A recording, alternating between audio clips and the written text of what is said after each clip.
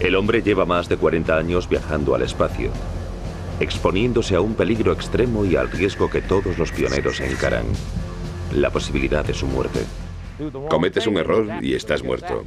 Te hierve la sangre. Puedes estallar como un balón. La muerte puede llegar muy rápido. Muchas cosas pueden ir mal. Y terriblemente mal. El más ínfimo error puede tener resultados catastróficos. Y la gente muere.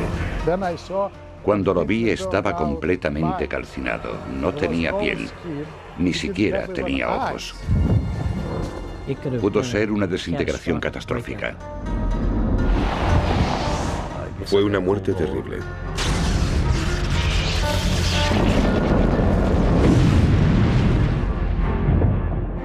La conquista del espacio ha sido quizás el proyecto humano más ambicioso. Y decenas de hombres han muerto para conseguirlo.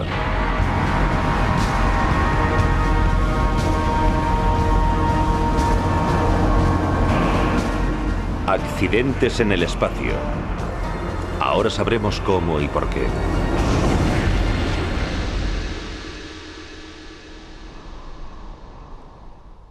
El hombre no se lanzó al espacio de repente. Primero tuvo que prepararse para la era espacial. Los hombres eran lanzados hasta el límite de la atmósfera y luego descendían unos 22 kilómetros en paracaídas, solo para comprobar si sobrevivían a la experiencia. Pruebas con pilotos planeando a velocidades y altitudes que nunca antes se habían alcanzado y a las que algunos no sobrevivían.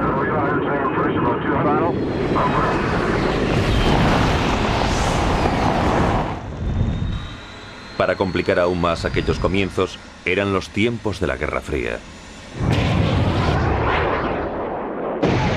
La conquista del espacio era una lucha encarnizada originada por las tensiones políticas entre los Estados Unidos y la Unión Soviética. Detrás del telón de acero, los hombres eran entrenados hasta el límite para sobrevivir en el espacio. Los norteamericanos construían cohete tras cohete diseñados con prisas y algunos no llegaron más allá de la rampa de lanzamiento.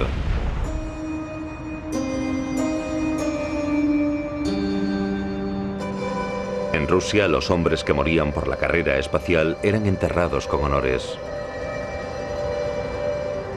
Muchos de ellos en la Plaza Roja. Otros, como Yuri Gagarin, el primer hombre que fue al espacio, llegaron a ser internacionalmente famosos. Pero el primer astronauta que murió no estaba entre ellos. Su muerte fue un secreto guardado durante 40 años. Sucedió en 1961, cuando Valentín Vodorenko tenía 23 años y era una de las estrellas del programa espacial ruso.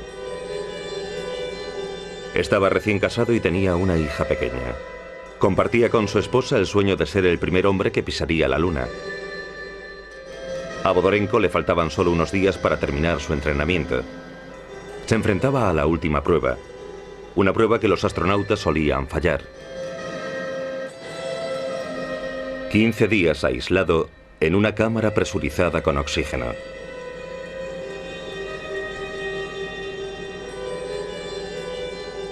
Esta prueba estaba diseñada para descartar a los que no soportarían el largo confinamiento de un viaje espacial. Pocos de los astronautas que entraron en esa cámara salieron ilesos. Para Vodorenko todo iba bien hasta el 10º día, en el que algo fue terriblemente mal. Se declaró un fuego y en una atmósfera de oxígeno puro la cámara aislada se convirtió rápidamente en un horno.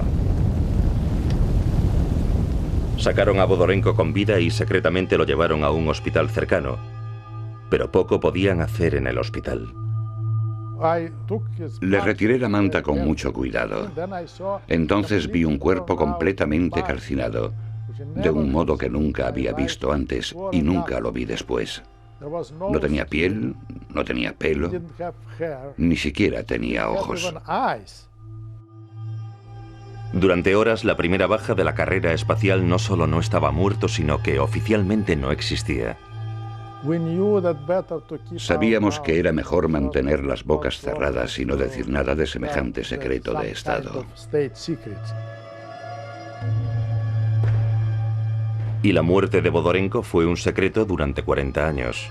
Hasta 1990, cuando el experto en historia espacial Asif Siddiqui unió todos los eslabones de esa trágica cadena de acontecimientos. Tenía algunos electrodos acoplados a su cuerpo y se los había quitado para realizar sus necesidades fisiológicas. Usó unas torundas de algodón para limpiar los residuos y las tiró. Pero una de ellas inadvertidamente fue a parar a un plato caliente diseñado para preparar su comida. Como la atmósfera era de oxígeno puro, saltó una chispa que provocó un enorme fuego.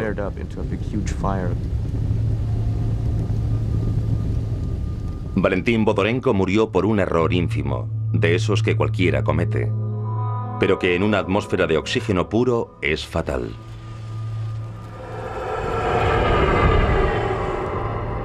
El accidente, comprensiblemente, provocó fobia al gas entre los ingenieros aeronáuticos.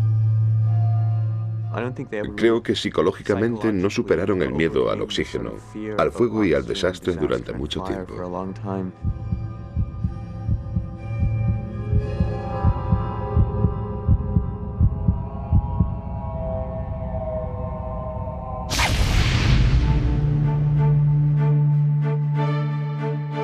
Si hubiese habido una comunicación internacional entre la comunidad científica en lugar de la competición de la Guerra Fría, esa cápsula incendiada hubiese llevado a 3 astronautas a la Luna en lugar de a sus tumbas.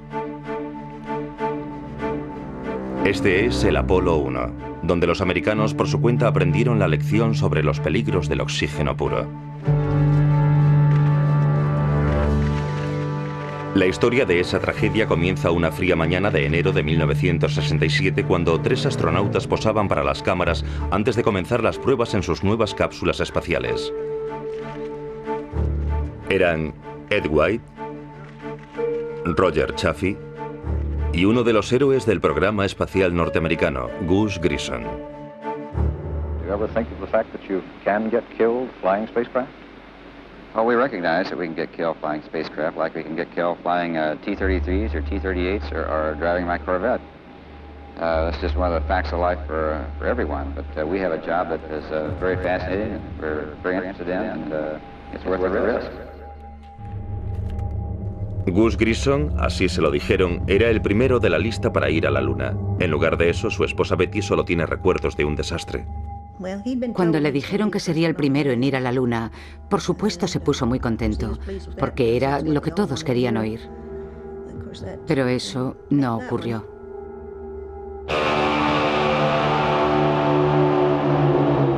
Fue justo después del mediodía de aquella terrible jornada cuando Grissom condujo a Chaffee y a White a la torre de lanzamiento donde la cápsula estaba esperando. Yo era un niño de 12 años. Era un gran aficionado a la carrera espacial y Gus Grissom era mi astronauta favorito. Una vez que los hombres estuvieran dentro, la cámara sería presurizada con oxígeno puro, creando las mismas condiciones que la cámara aislada rusa. Esta sería la última vez que verían a los 3 hombres vivos. El día ya había empezado mal. La comunicación entre la cámara y el centro de control se había estropeado. Y Grissom comentó que cómo íbamos a comunicarnos con alguien en la Luna si no lo hacíamos entre nosotros a 2 o 3 edificios de distancia. Había mucha confusión con los circuitos de comunicación. Yo tenía que escuchar las instrucciones de la base y escuchaba a los astronautas dentro de la nave. Justo en ese momento se escuchó algo como fuego dentro de la nave. Me pareció oír voces gritando. Creí oír a alguien gritar ¡fuego!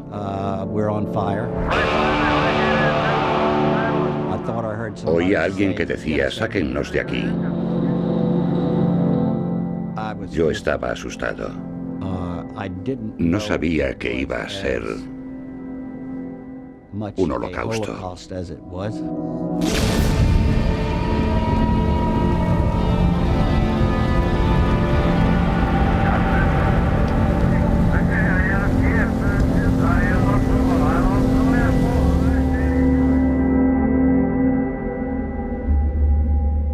La cápsula no estaba diseñada para ser abierta rápidamente, había que esperar 5 minutos. Para entonces los 3 astronautas ya estaban muertos.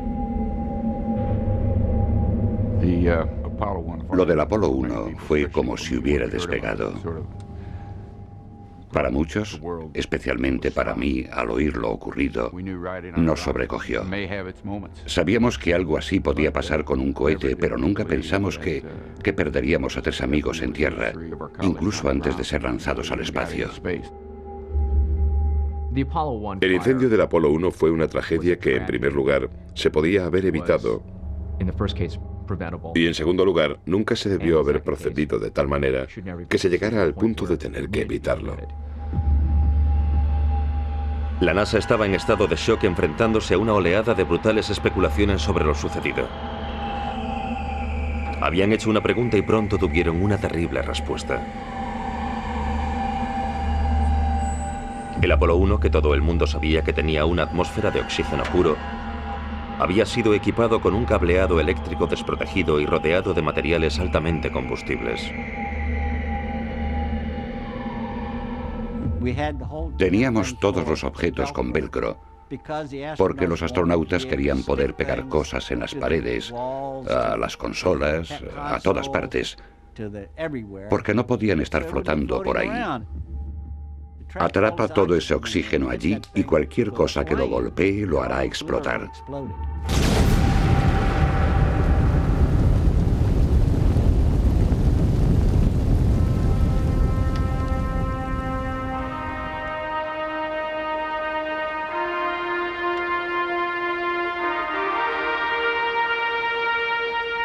Nunca hubo una explicación de cómo se provocó el fuego. Pero oficialmente el dedo apunta a los directores que fallaron en su trabajo y a los ingenieros que no pensaron bien las cosas.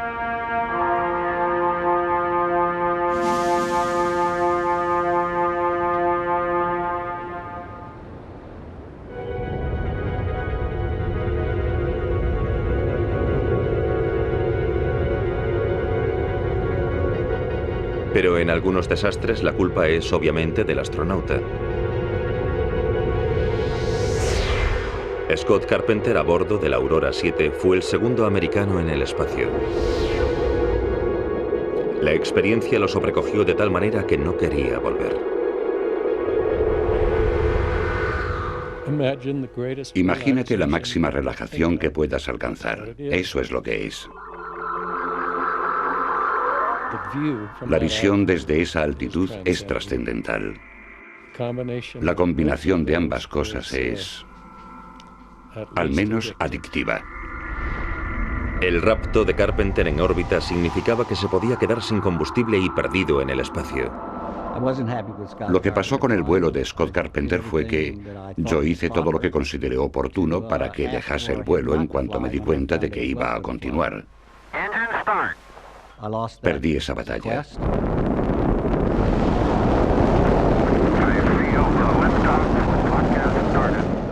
Empezó muy bien y terminó casi suicidándose. Tiene un lado oscuro.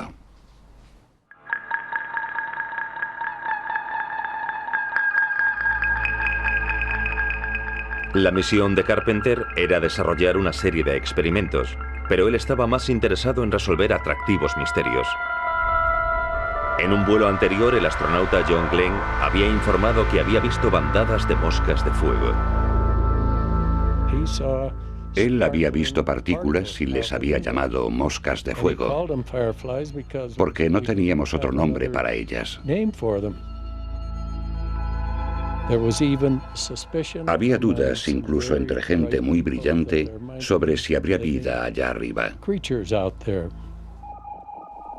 Pero las moscas de fuego, si existían, eran esquivas. Carpenter continuó mirando y volando. El combustible comenzaba a agotarse. Mi primera impresión de que no lo estábamos haciendo todo bien con respecto al plan de vuelo fue que estaba usando demasiado combustible. Intenté todas las tretas posibles para decirle que estaba gastando demasiado combustible, hasta que lo dejé por imposible.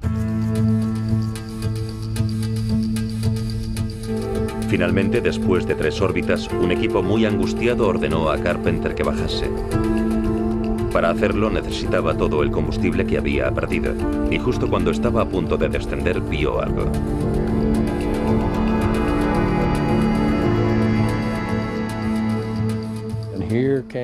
Allí estaban todas las moscas de fuego pasando por la ventana. Entonces me di cuenta de que no eran criaturas vivas, solo eran copos de nieve.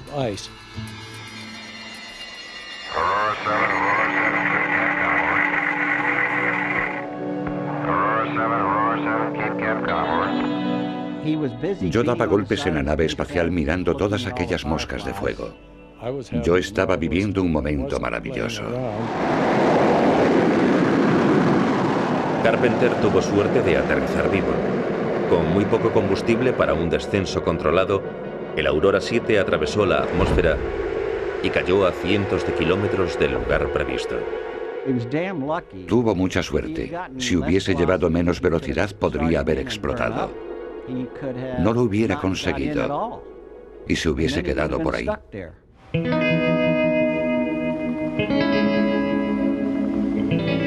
Pero a Carpenter no le importaba mientras la flota de rescate luchaba por encontrarlo. Él todavía estaba disfrutando.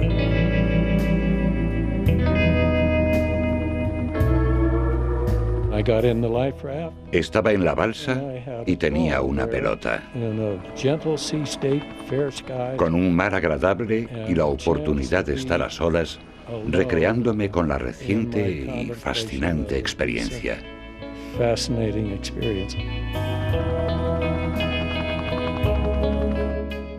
Creo que disfrutó mucho allá arriba. Fue la última vez que a Carpenter lo invitaron a volar. Pero posiblemente no le importó nada. Comenzó una nueva carrera como buzo de gran profundidad.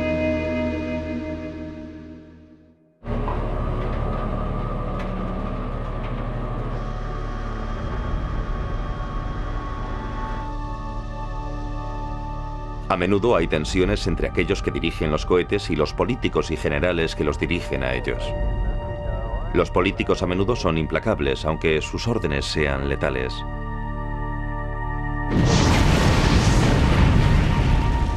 En 1961, un cohete ruso explotó en la rampa de lanzamiento matando a 130 ingenieros y a la tripulación de tierra. En contra del juicio y la opinión de muchos, ellos estaban donde estaban y haciendo lo que hacían porque un general soviético estaba impaciente por ver despegar un cohete. Igual que otras catástrofes, se mantuvo en secreto. Pero en 1967 hubo una tragedia espacial rusa que todo el mundo vio.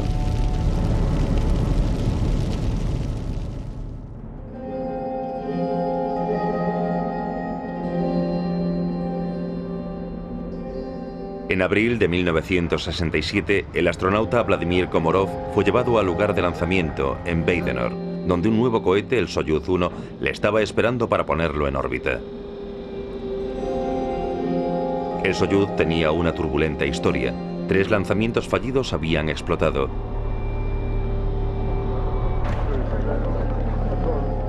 Esa mañana a Komorov le habían dicho que el cohete no tenía menos de 200 o 300 fallos técnicos.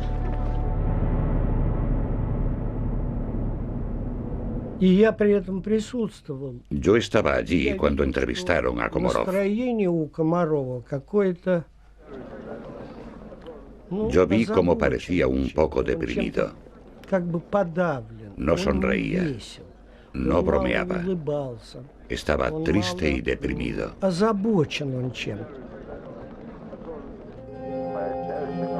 Los mandos estaban al corriente de la accidentada historia del cohete. De hecho, no podían permitir que Yuri Gagarin, el astronauta más famoso del país, fuera el segundo piloto de Komorov. Le ofrecieron el puesto a Gagarin, pero los líderes políticos del país dijeron que no podían arriesgar la vida de Gagarin. Fue el último hombre que vio a Komorov en la rampa de lanzamiento.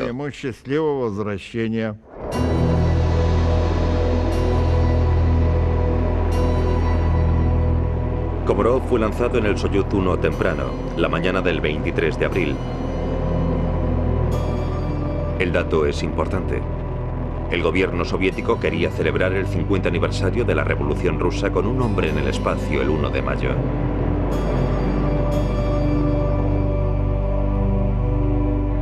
Los problemas técnicos de Komorov comenzaron en cuanto entró en órbita. Primero fue un panel solar. No habría. Eso significaba escasa energía y poco control sobre la nave.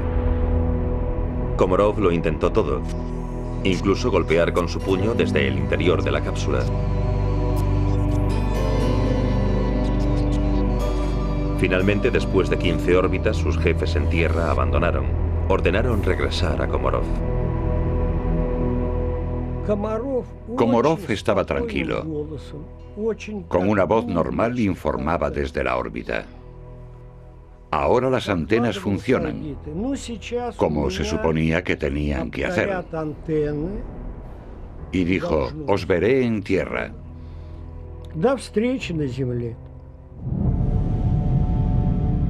Komarov colocó el maltrecho Soyuz en posición de reentrada. Hasta ahora todo bien. Exitosamente se deslizó a través de la barrera de la atmósfera con la Tierra. La gente en tierra exhaló un suspiro de alivio y se preparó para aclamar al héroe retornado. Pero el Soyuz tenía 200 o 300 fallos técnicos y fue el 203 el que demostró ser letal. Cuando se desplegó el paracaídas, las cuerdas comenzaron a enrollarse en un nudo.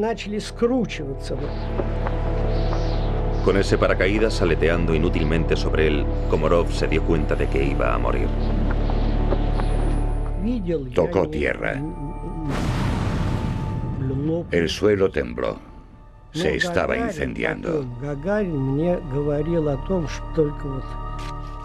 Solo parte de su cuerpo y de su cabeza estaban intactos.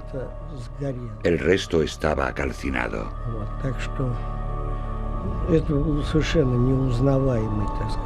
Cerca de la cápsula destrozada estaba el paracaídas enrollado que le había fallado a Vladimir Komarov. Más tarde se descubrió que el fallo se había producido en la fábrica. No importaba lo bien que hubiera ido el resto del vuelo, Komarov nunca hubiera podido regresar con vida. Su suerte estaba echada meses antes del lanzamiento. Así que en lugar de tener un hombre en el espacio el 1 de mayo, el gobierno que había enviado a Komarov en un dudoso cohete tenía un funeral de Estado. Restos del astronauta muerto fueron enterrados en la Plaza Roja. Otros restos descansan en el lugar del accidente.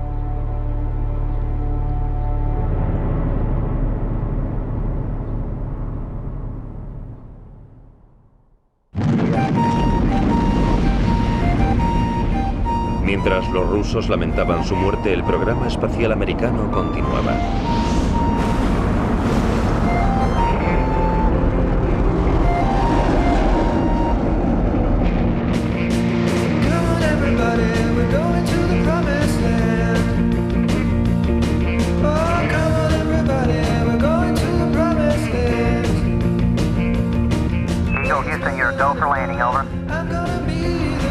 Forward, drift into the right a little. 30 seconds. 30 seconds. Forward.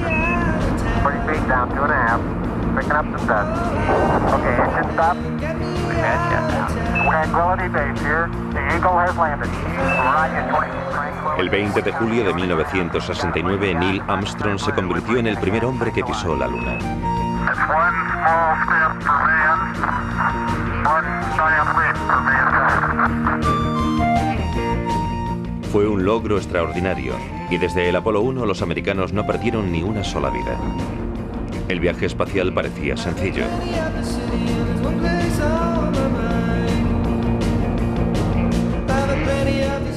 Pero la NASA descubriría en el siguiente vuelo a la Luna que lanzar gente al espacio siempre es complicado.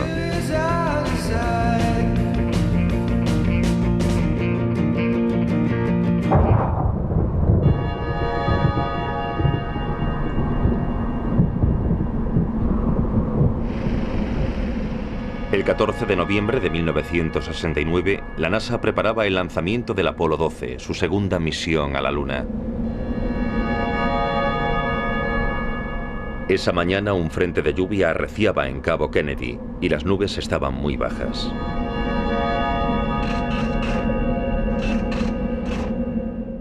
Recuerdo que estaba sentado en el control, me sudaban las manos, quería salir de allí. Nadie se daba cuenta, pero estaba muy nervioso. Con lluvia o sin lluvia, el presidente Nixon estaba entre la multitud y ni Griffin ni nadie querían desilusionarlo. De todas formas, ¿por qué la lluvia tenía que ser un inconveniente? 6, 5, 4, 3, 2, 1, 0. All engines running, commit, liftoff. We have liftoff, 11:22 a.m. Eastern Standard Time. La climatología no nos importaba. Por alguna razón no considerábamos un problema un lanzamiento entre nubes. Dick y yo dijimos, no hay problema. Hemos volado con lluvia en muchas ocasiones. Todo va muy bien, es una nueva experiencia para mí. Es mi primer vuelo espacial y estoy muy nervioso en comparación a Dick y Pete. Pete Conrad reports that your program is in. Los primeros 38 segundos del lanzamiento fueron completamente normales. A los 50 segundos, más o menos, pasó algo. Todo el conjunto de datos que provenían de la nave que yo estaba vigilando eran valores sin sentido. Todas las luces de aviso indicaban todo tipo de alarmas. El equipo discutía sobre ese árbol de Navidad que se había encendido.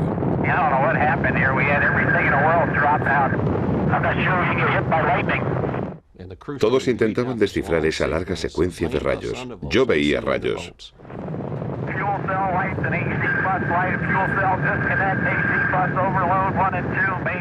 36 segundos después del despegue, el Apolo 12 se había llenado de lucecitas.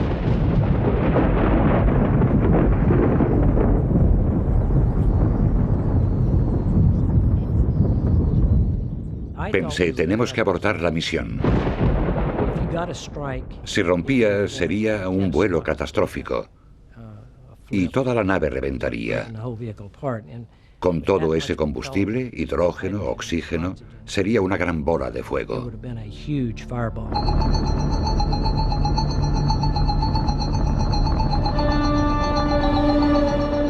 El Apolo 12 estaba en peligro mortal.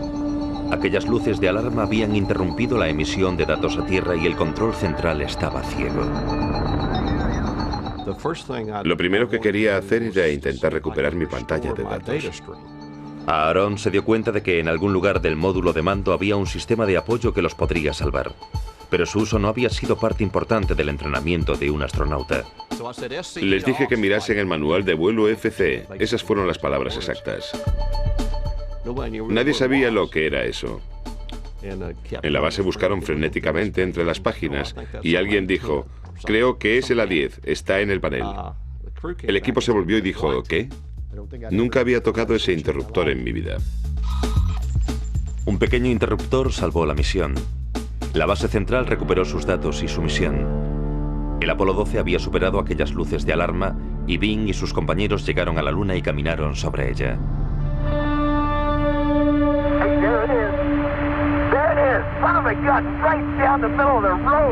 Hang in there. 30 seconds. Coming down at 2. He's got it made. Come on in there. Ir a la Luna no solo parece fácil ahora, parece divertido. Pero llegó la siguiente misión. El Apolo 13. Era el tercer viaje a la Luna, y los astronautas eran Gene Lovell, Fred Haise y Jack Swigert. Ignition, Fred. Roger.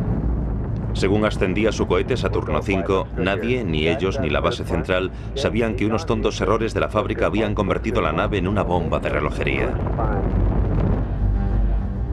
Todo iba bien hasta las 55 horas y 62.000 millas de vuelo. Los astronautas habían hecho una cuarta parte del camino hacia la Luna.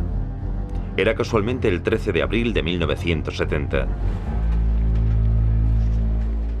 En tierra todo el vuelo estaba siendo visto por alguien.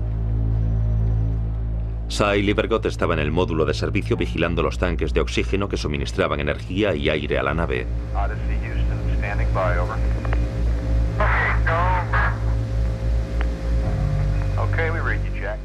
Livergott decidió que el oxígeno de los tanques tenía que ser removido, agitado y pidió que encendieran los ventiladores. Decidí removerlo antes de que se fueran a dormir. Y ahí fue cuando el error de la fábrica apareció. Dentro del tanque había cables. La cosa más insignificante podría provocar una explosión. De no haberlo hecho, ahora no podrían estar hablando conmigo. Dane, we've got one more item for you when you get a chance. We'd like it to stir up your cryo tank. Okay.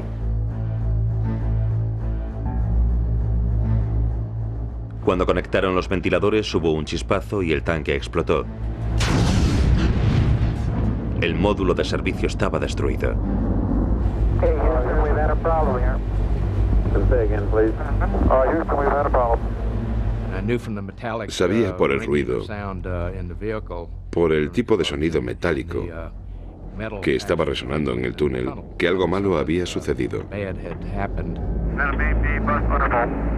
Roger, main B undergo. And we had a pretty large bang associated with the caution and warning there. Stand by, 13, we're looking at it. Nos enfrentamos a un fallo en cadena, como un montón de piezas de dominó cayendo todas al mismo tiempo. Okay, now let's everybody keep cool. We got limbs still attached. Let's make sure we don't blow the whole mission. Me pregunto cómo pude calmarme. La explosión había reventado el módulo de servicio y los gases salían descontroladamente al espacio. Una misión rutinaria se había convertido en una lucha a vida o muerte y las vidas de 3 hombres pendían de un hilo. Okay, let's make sure that we don't do anything that's going to blow our electrical power with the batteries or that will cause us to lose the fuel cell number 2. Desde la base central calculaban frenéticamente si los astronautas tendrían combustible y aire suficientes para regresar a casa. Para salvar estos preciosos elementos tendrían que sellar el módulo en el que se encontraban y mudarse a un módulo más pequeño. Ese módulo nunca llegaría a la Luna, pero podía salvarles la vida. Cuando me di cuenta de que habíamos perdido el tanque de oxígeno, me puse enfermo del estómago, porque habíamos perdido la misión, no íbamos a alunizar. El Apolo 13 no tenía energía suficiente para dar unas vueltas y regresar a Tierra. La misión necesitaba la fuerza de atracción de la Luna para lanzar la nave de vuelta a Tierra. Tuvieron que rodear la Luna, un lugar que nunca pisarían.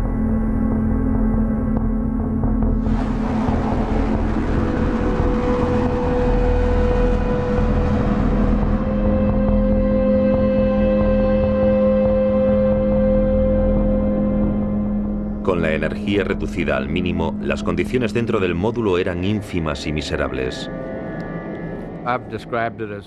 Lo describo como si estuvieses perdido en un bosque y no tuvieses la ropa adecuada. Estás ahí durante varios días, en nuestro caso 4 días. Estás congelado. Eso me hundió.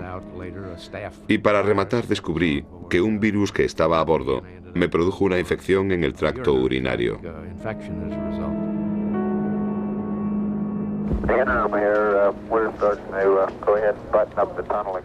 La ansiedad en la base central crecía a medida que el Apolo 13 se acercaba a la Tierra. Empezaron muy diplomáticamente diciendo, Houston, estas no fueron las palabras exactas, pero básicamente el contenido era, Houston, ¿cómo va la secuencia de entrada? Y ya sabes, unas horas más tarde, ¿cómo va la secuencia de entrada? En un momento determinado recuerdo que dijeron, Houston, estamos mirando por la ventana y la Tierra se hace cada vez más grande.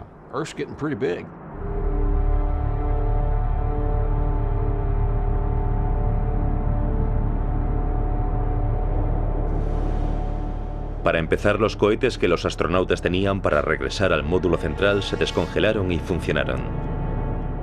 Según la base central comenzó a dar a la tripulación las órdenes necesarias de unas instrucciones muy complicadas, surgió un inesperado problema.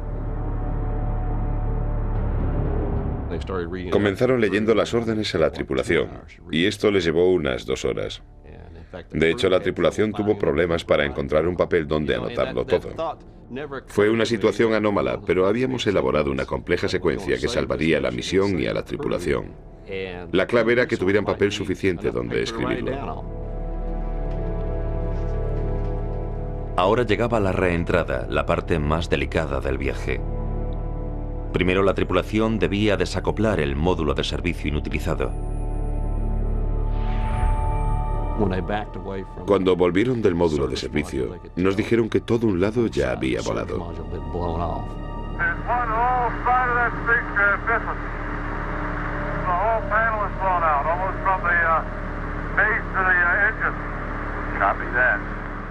Viendo el daño causado por la explosión, aparecieron nuevos miedos. ¿Qué más podía fallarle al Apolo 13 en la reentrada? El problema era el escudo de calor. Desconocíamos en qué estado se encontraba. Solo lo sabríamos al impactar con la atmósfera.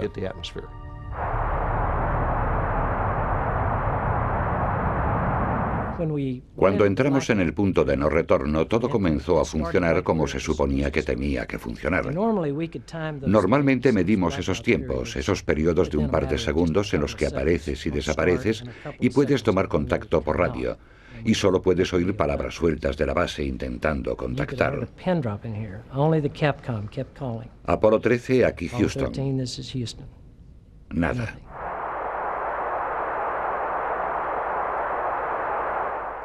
Yo notaba que en esos momentos nadie se miraba. Estábamos todos mirando fijamente porque todos teníamos en nuestras mentes la idea de que aquel maldito escudo de calor podía haber sido dañado en la explosión.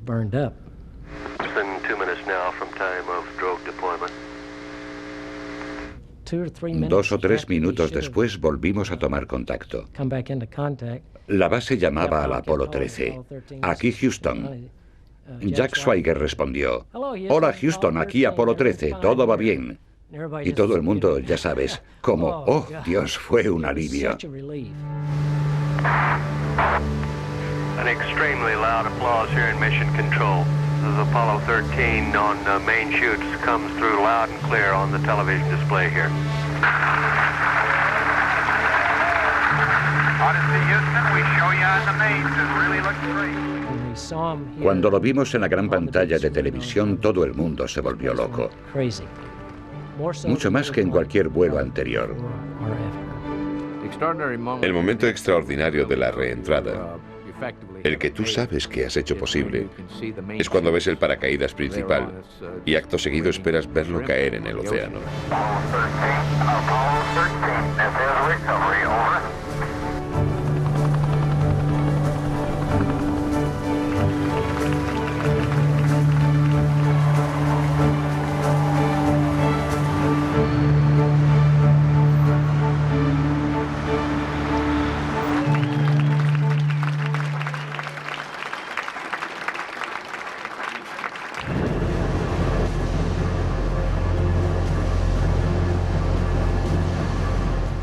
Si el Apolo 13 había supuesto un apuro para los americanos, fue una humillación para los rusos. No solo habían perdido la carrera hacia la Luna, sino que habían visto a los americanos transformar un desastre en un triunfo. Todo en directo en televisión. El secretismo compulsivo de los rusos no les había reportado nada. Con el estilo promocional americano parecía aún mejor, al menos eso intentaban. Ahora sus éxitos permanecerían vivos para los rusos y los nombres de los astronautas se harían familiares.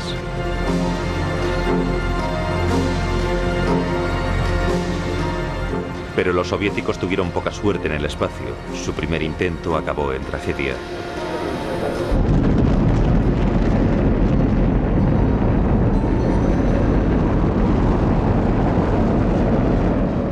En 1971, 3 astronautas fueron enviados a Salyut 1, una estación espacial en órbita.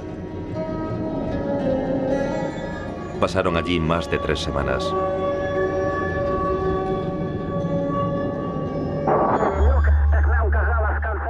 Se convirtieron en personajes televisivos, celebridades nacionales, y transformaron e hicieron chistes a gravedad cero.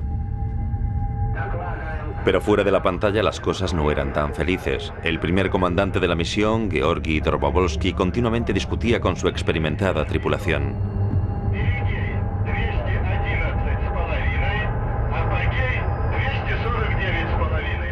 Lograron un récord de permanencia, 24 días. Pero estar en el espacio no era tan arduo como volver a Tierra. Cuando llegó el momento de volver, la tripulación estaba preocupada y tenía muchas razones para estarlo.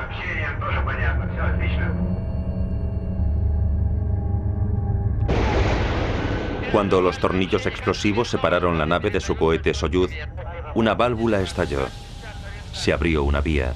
El valioso aire comenzó a ser aspirado por el vacío espacial.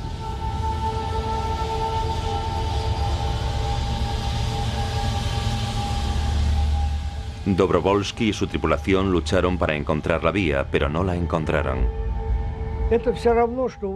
Es como el balón de un niño. Lo inflas y cuando lo pinchas con una aguja, el aire sale inmediatamente del balón. Pero es tan pequeño que si sabes dónde está el agujero, puedes taparlo con la palma de tu mano. Desde tierra todo parecía normal. La cápsula había hecho su reentrada y lentamente aterrizaba lenta y silenciosamente. No había informes desde la nave espacial. Desde luego estábamos preocupados. Y el informe del equipo de rescate no sería alentador. Nos dijeron por radio que nos encargásemos discretamente del paracaídas principal y que los helicópteros irían al lugar del aterrizaje. Justo 2 minutos después del aterrizaje, el equipo de rescate corría hacia el lugar. En otros 2 minutos abrieron la escotilla. Entonces vieron a los astronautas en sus asientos con manchas azules en la cara y sangre en sus narices y oídos. La Unión Soviética había escogido el peor momento posible para hacerlo público. El pueblo ruso había cogido cariño a estos astronautas. Ahora esos hombres estaban muertos en la tundra siberiana.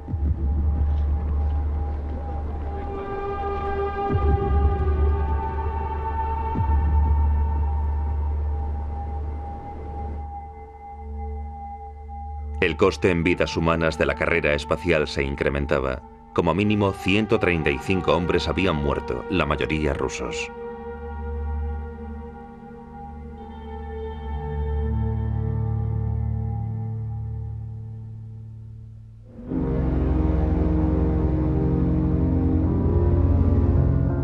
Los americanos también tenían una triste experiencia en su cuenta nacional. Cabo Kennedy, 1986. Era un helado día de enero y la lanzadera espacial Challenger esperaba en la rampa de lanzamiento.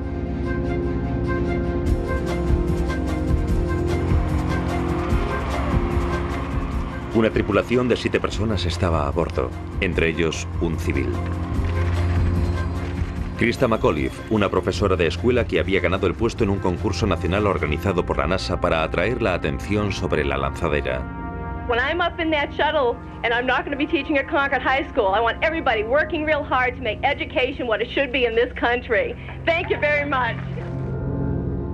El lanzamiento ya había sido retrasado varias veces y ahora el frío estaba causando problemas. McAuliffe y el resto de la tripulación no se daban cuenta, pero a sus espaldas había ásperas discusiones sobre si los incineradores de los cohetes podían ser usados a bajas temperaturas.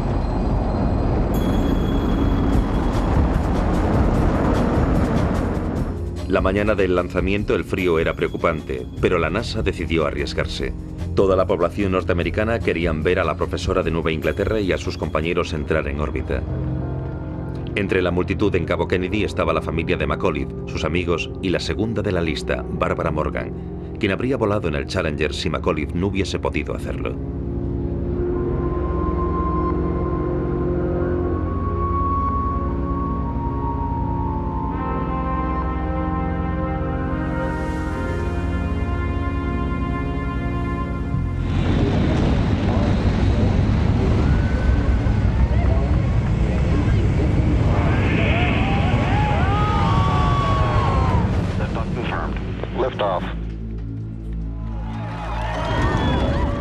Al principio todo parecía ir bien.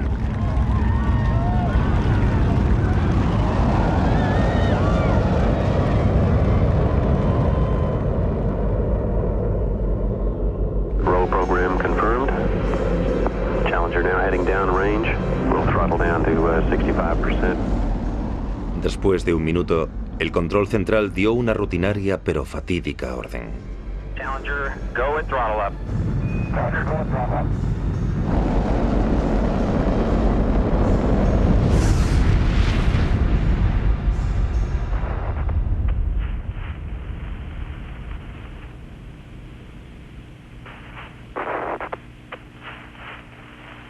Flight GC, we've had negative contact, lost downlink.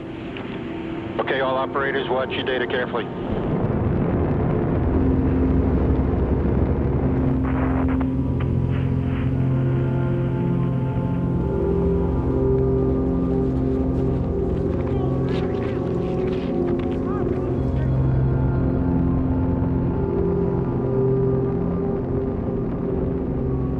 Flight controllers here looking very carefully at the situation. Obviously a major malfunction. Flight Fido. Go ahead. RSO reports vehicle exploded. Copy. La tripulación tardó 2 minutos en caer en el océano. Murieron los 7.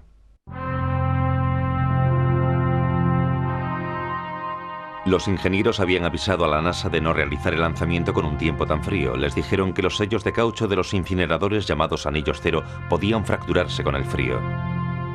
Y se fracturaron. El lanzamiento del vídeo muestra un hilillo de humo negro en los sellos de caucho, lo que significaba que las juntas de las secciones de los incineradores comenzaban a gotear combustible. A la orden aceleración, el combustible se incendió y el cohete principal explotó.